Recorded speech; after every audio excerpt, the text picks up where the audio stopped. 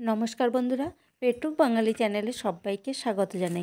केमन आছেন सबाई? आशा करी सबाई खूब भालो आছেন। आसुन ताहले देखे निই आमार आजकेर रेसिपि। तो आमार आजकेर रेसिपि बेगुनी। एटी सकाल बिकाल चायेर साथे किंबा मुड़िर साथेও खेते असाधारण लागे। ताहले चलुन आर देरी ना करे रेसिपिटा बानानो शुरू करे दिই।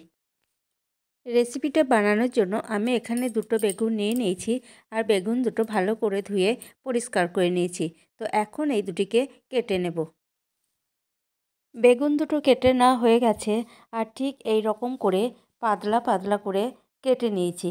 তো এখন এগুলিকে একটা সাইডে রেখে দেব।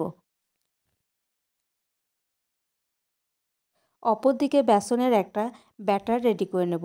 তো তার জন্য একটা বড় বাটি নিয়ে নিয়েছি আর বাটির মধ্যে দিয়ে দিলাম কিছুটা পরিমাণ বেসন। যে বাটির মাপে বেসন নিয়েছি সেই বাটির মাপেই হাফ বাটি দিয়ে দিলাম চালের গুঁড়ো। চালের গুঁড়ো দিলে বেগুনিটা খুবই মুচমুচে হবে। আর দিয়ে দিলাম 2 চামচের মতো ময়দা। এখন সব উপকরণগুলিকে হাত দিয়ে ভালো করে মিশিয়ে বেসন ময়দা চালের গুঁড়ো মিশিয়ে নেওয়া হয়ে গেছে। তো এখানে আরও কিছু উপকরণ অ্যাড করব। তো প্রথমেই দিয়ে দিলাম সামান্য পরিমাণ লবণ, পরিমাণ মতো হলুদ গুঁড়ো আর দিয়ে দেব ঝালের জন্য লঙ্কা গুঁড়ো। তো লঙ্কা গুঁড়োটা আপনারা আপনাদের নিজেদের পছন্দ মতো কম বেশি দিয়ে দেবেন। তো তারপর দিয়ে দিলাম ভাজা জিরে গুঁড়ো, ধনে গুঁড়ো আর এখানে সবশেষে দিয়ে দিচ্ছি আদা রসুন বাটা 1 চামচ। এখন সব উপকরণগুলিকে হাত দিয়ে খুব ভালো করে মেখে নেব। শুকনো উপকরণগুলি মিশিয়ে নেওয়া হয়ে গেছে। এখন অল্প অল্প করে জল দিয়ে একটা পাতলা ব্যাটার তৈরি করে নেব। তো একেবারে অনেকটা জল ঢেলে দেব না, তাহলে খুব বেশি পাতলা হয়ে যাবে। এখন হাত দিয়ে এটাকে মেখে নেব। ব্যাটারটা মেখে নেওয়া হয়ে গেছে। এখন এর মধ্যে দিয়ে দেব অল্প একটু খাবার সোডা। বেকিং সোডাটাকেও খুব ভালোভাবে বেসনের ব্যাটারের সাথে মিশিয়ে নেওয়া হয়ে গেছে। ঠিক এই রকমভাবে ব্যাটারটাকে রেডি করে নিতে হবে।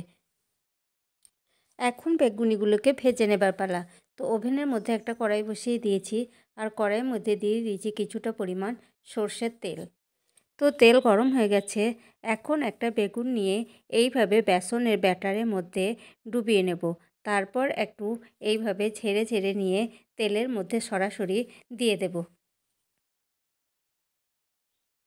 একই রকমভাবে 4টি বেগুনি তেলের মধ্যে ছেড়ে দেওয়া হয়ে গেছে।